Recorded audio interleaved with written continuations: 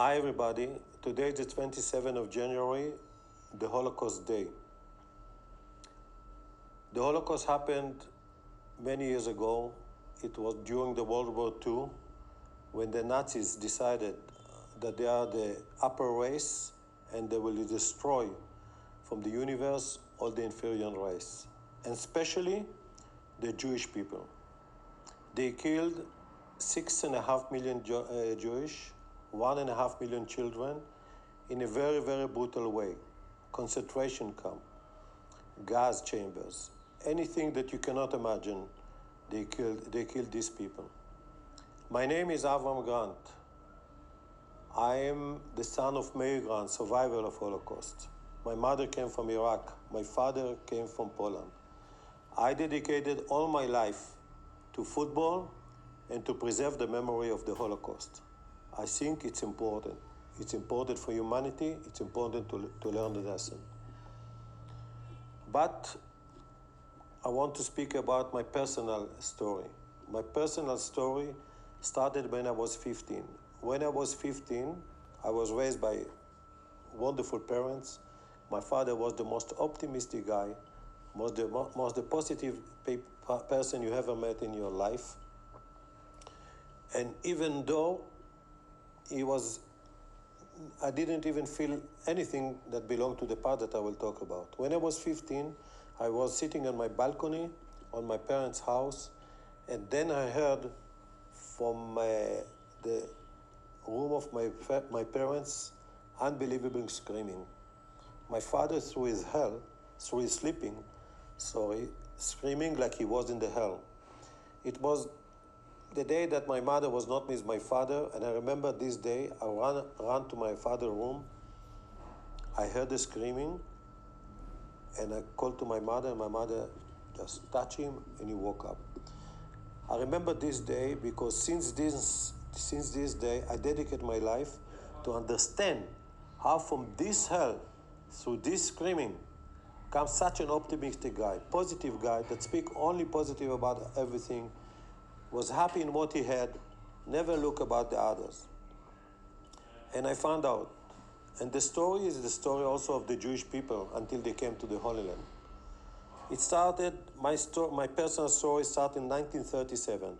Remember, the World War II started in 1939.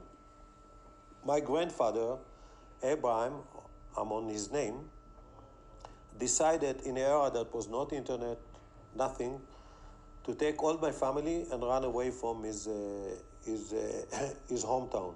He took his 10 children and his wife and started to run away from the Nazis around Poland. By the way, his brother, Beinum, didn't believe that something will happen.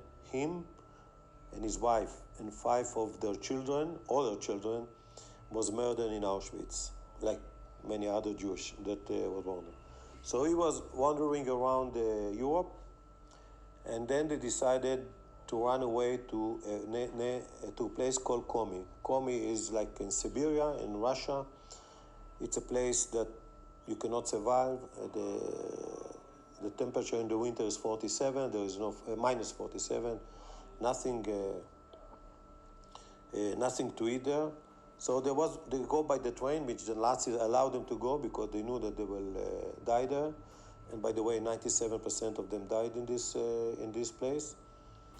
So they came there after weeks. My father, my grandfather, my grandmother, my father and his 2 sisters. The other 7 sisters was all over. One of them died in the war. 2 of them died in concentration camp. Etc., and 15 uncles and aunts also died there, almost all his family. They arrived there in 1940, September. In October, his sister died. His sister was 3 years old. They was eating like a poison mushroom. Even they told them not to eat this. She died. In December 41, his father died from cold and hunger. My father was only 13. He buried both of them with his own hands. May 41, his mother died. He buried her again with his own hands, 13 years old. stay alone not alone. His sister was there, but his sister died 1 month after. So in a few months, my father lost everything. His parents, his sisters, and he stayed alone by the forest for 3.5 years until the World War II finished. And I always answer him. I always ask him, how is it possible to survive in this when there is no food? You are minus 40. You don't have clothes in your eyes. He said, I don't know.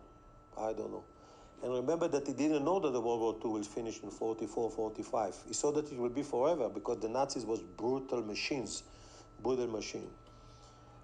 Then, you can imagine,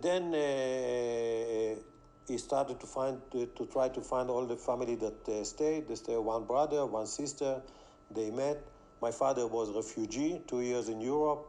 And then he came to the Holy Land when they built the country. And this is his story and the story of all of the Jewish people.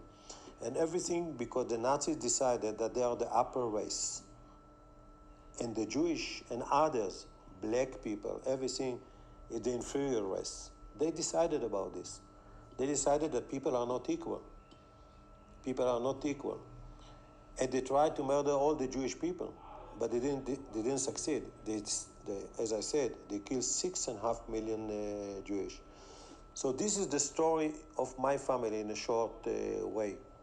But the story is not only this, it's the story of other people. Let's say what's happened around the world. The Jewish was run away forever. The Jewish that, escaped from this murder, they ran away all over the world. Few of them even arrived to Zambia, to Livingstone. And the Zambian people welcomed there with open arms and let them stay there and build a family there. And did it very well. And also the Zambian people was fighting in the World War II in North Africa. They came to fight. And there is no one, I think, in the African that understand what's happened when people say that the upper race and the other is inferior race. There's no such a thing in the world. Everybody happy. I was raised with a family. Mother came from Iraq. My father came from Poland. They didn't hate anybody in their life. They thought that really everybody is equal. But they decided the opposite. And I will tell you just one thing. My father always asked me, why do you live in the past? Because I wanted to find everything. I found the place where he died. I found the place in the middle of nowhere when he buried his father and his mother when he was 13 and even though. And he said to me, why? I said to him, Danny, I'm not living in the past. I want to know about the past. I think it's important for the next generation because the Jewish come from all over the world, the Holy Land. The Bible is common for everybody, for any religious, and the Bible is a good thing, teach you for good values, but there is people that they are evil.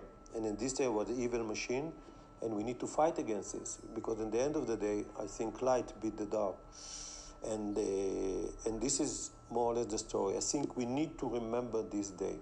It's very, very important. What's happened then, it was, the biggest murder machine in the world to kill people in concentration camp, to kill them in a brutal way, to bury them alive, and things like this, it's wrong. People are equal, and this is the message I can tell you. And what we can learn from the story of my father is one thing, or two things. My father was a victim that never acted as a victim, never in his life. He was the most optimistic guy, positive guy. I missed him so much. The second that we can learn is that we don't control about many things that happen in our life. But even you can compare it to football. But we always control how we will react. My father have all the right to be bitter man, to ask for revenge, and to look for bad things because the evil that it caused to his family. But he decided about the opposite. To live forward, to be positive, to be optimistic, to be happy in what you have. And he gave it to me and I'm happy for this. I miss him so much and I hope these messages will come to everybody.